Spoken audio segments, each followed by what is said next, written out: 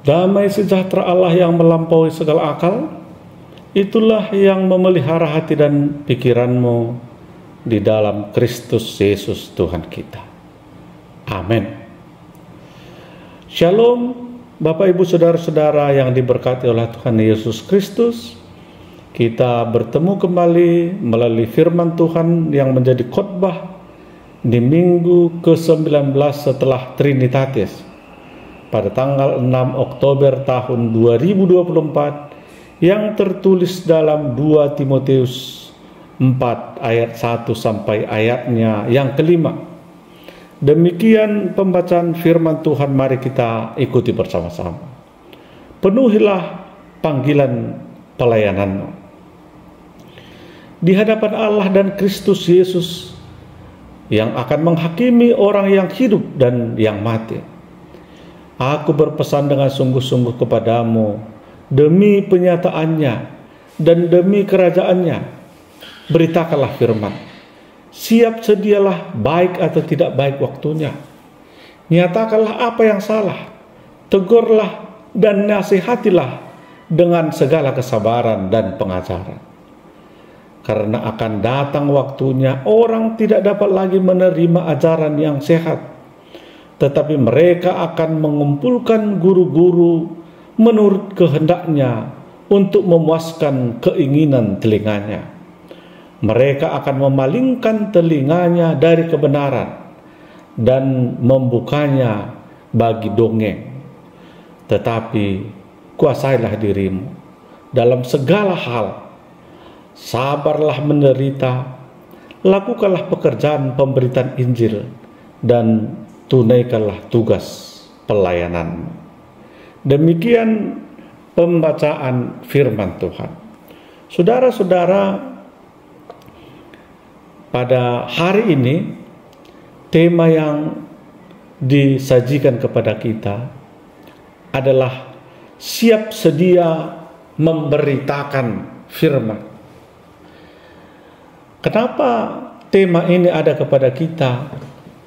Karena seringkali orang tidak siap melakukan sesuatu. Pada titik tertentu ada kalanya orang merasa jenuh, bosan, bahkan malas, tidak bersemangat melakukan sesuatu dalam kehidupannya. Hal ini bisa saja terjadi karena berbagai faktor. Mungkin karena tidak dihargai, mungkin karena tidak mendapat pengakuan, mungkin karena adanya penolakan, adanya intimidasi, dan lain sebagainya, membuat orang kadang merasa di titik jenuh atau tidak siap sedia melakukan sesuatu. Apalagi secara khusus dalam konteks ini, dalam pemberitaan firman. Saudara-saudara, agar orang tidak terjebak, agar hamba-hamba Tuhan tidak terjebak dalam hal yang demikian, maka Paulus mengingatkan agar Timotius boleh tetap siap sedia dalam pemberitaan Injil di tengah-tengah kehidupannya. Kenapa Paulus mau menyampaikan ini? Karena sesungguhnya Paulus ini mau menyampaikan motivasi terhadap Timotius. Inilah yang melatar belakangi Paulus menuliskan surat ini. Karena Paulus tahu di tengah-tengah tekanan, di tengah-tengah gempuran iman yang terjadi kepada Timotius, bisa saja Timotius yang masih muda itu merasa lemah imannya dalam pemberitaan Injil. Kenapa? Karena Timotius sendiri menyaksikan apa tantangan iman yang dihadapi ketika itu. Ia melihat bagaimana Paulus dipenjara untuk kedua kalinya karena Injil, karena pengabaran Injil. Dia sudah 2 kali, saudara-saudara, dipenjara karena Injil. Yang pertama, dia masih sedikit ada kebebasan dalam penjara yang pertama. Karena apabila kita baca di Kisah Rasul 28 ayat 16, ayat 30, di sana kita melihat walaupun dia dalam penjara, tapi dia masih dapat menerima tamu untuk bertamu kepada dia. Tapi yang kedua kali ini, dia benar-benar teraniaya, dia benar-benar dibelenggu seperti seorang penjahat. Ini bisa kita baca di 2 Timotius 2 ayat 9. Saudara-saudara, inilah yang melatar belakangi Paulus menyampaikan pengembalaan ini agar di dalam menghadapi tantangan yang demikian Timotius bisa bersemangat, bisa tetap berkobar semangatnya dalam pemberitaan Injil. Tentu kita akan mengetahui apa sesungguhnya realita yang terjadi sehingga Paulus menyampaikan hal yang demikian. Pertama-tama Paulus melihat orang tidak lagi menerima ajaran yang sehat. Saudara-saudara, sepanjang sejarah gereja selalu saja ada orang yang tidak mau mengasihi. Ada saja orang yang tidak mau menerima ajaran yang sehat. Namun ketika akhir zaman semakin dekat, keadaan sudah semakin parah. Yang pertama kita melihat tadi, orang tidak lagi menerima ajaran yang sehat seperti tertulis di 2 Timotius 4 ayat 3. Banyak orang yang mengaku dirinya percaya, mengaku diri sebagai orang Kristen, berkumpul di gereja, tampaknya menghormati Tuhan, tetapi tidak menerima ajaran yang sehat, ajaran kasih yang bersumber dari Alkitab. Yang kedua, mereka akan memalingkan telinganya dari kebenaran. Penyampaian Allah, firman Allah oleh hamba-hamba Tuhan yang melayani dalam gereja, mereka tidak mau mendengarnya. Bahkan ketika mereka mendengar pun, mereka tidak melakukannya di dalam kehidupannya. Maka mereka tidak akan menerima firman Allah tentang pertobatan. Tidak mengingatkan mereka akan dosa-dosa, akan hukuman yang akan datang akibat dari dosa tersebut. Yang ketiga, yang terjadi adalah mereka akan mengumpulkan guru-guru menurut kehendaknya untuk memuaskan keinginan telinganya, agar yang mereka sampaikan enak untuk didengar saja, bukan teguran firman Tuhan. Apabila ada teguran, mereka akan tersinggung. Jadi pada akhirnya mereka akan memilih pengkhotbah yang pandai berpidato, pandai menghibur, dan berita yang disampaikan tidak lagi sesuai dengan firman Tuhan, tapi hanya sesuai dengan kebutuhan mereka, sesuai dengan keinginan mereka, sehingga apabila khotbah itu bisa lucu-lucu, bisa menghibur, itu yang mereka inginkan. Jadi sesungguhnya khotbah yang demikian tidak lebih seperti stand up comedy, Bapak Ibu Saudara-saudara, tapi sesungguhnya firman Tuhan itu adalah seperti pedang bermata dua, yang dapat menegur, yang dapat mengingatkan kita akan kesalahan-kesalahan kita, yang akan menyampaikan kebenaran firman Tuhan yang harus kita lakukan di tengah-tengah kehidupan kita.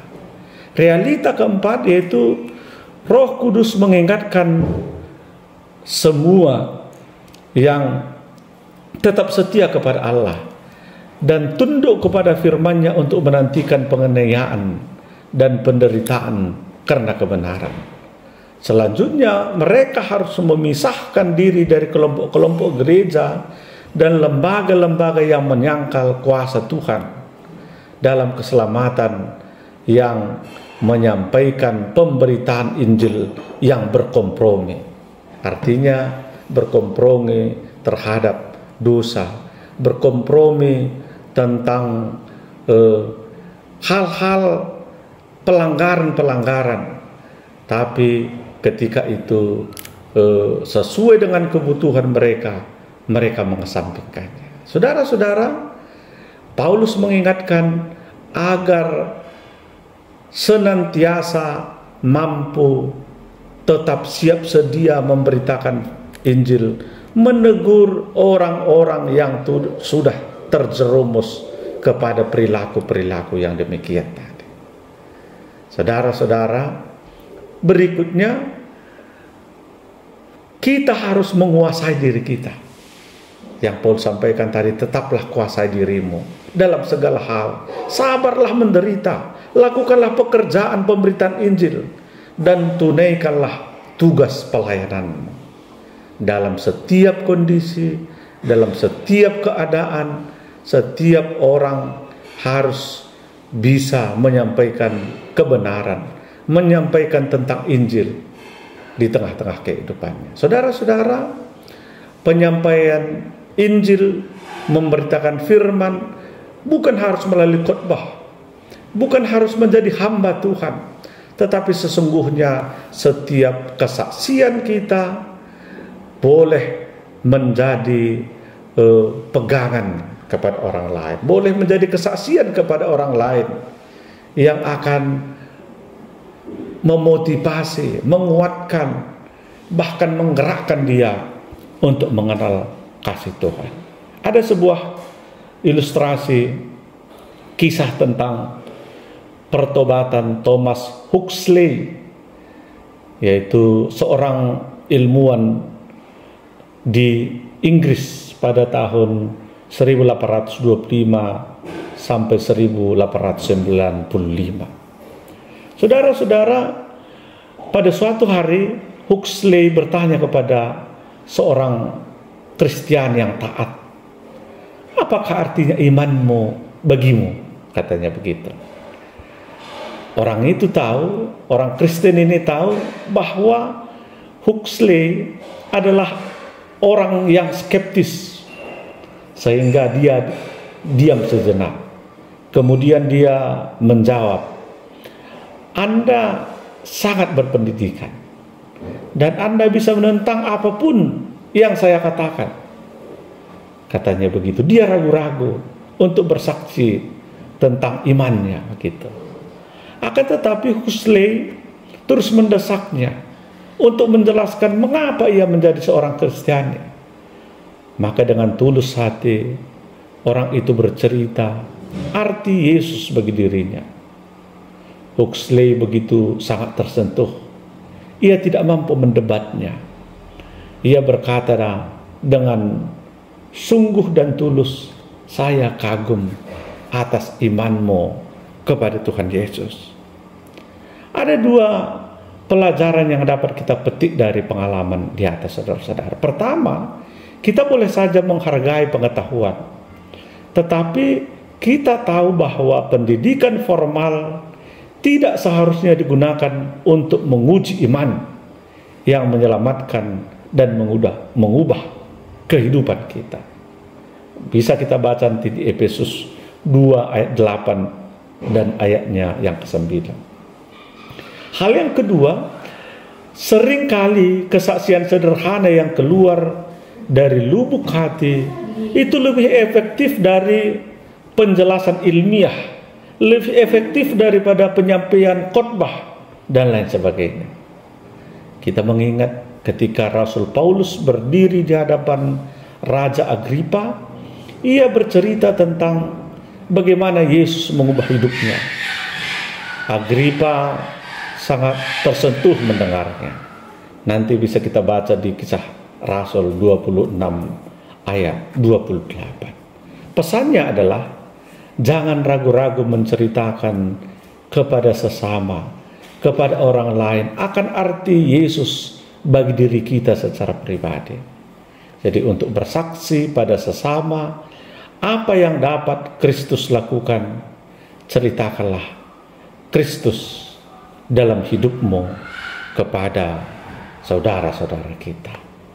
Biarlah melalui itu merupakan gambaran kesiapan kita untuk memberitakan firman. Sekecil apapun kesaksian yang dapat kita sampaikan, hendaknya boleh mengubahkan orang lain menjadi percaya kepada Tuhan Yesus.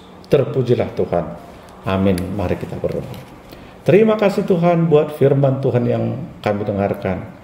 Biarlah itu mengubahkan kami. Biarlah itu boleh menjadi kesaksian kepada kami untuk senantiasa mampu bersaksi di dalam hidup kami. Dalam nama Yesus Kristus Tuhan kami. Amin.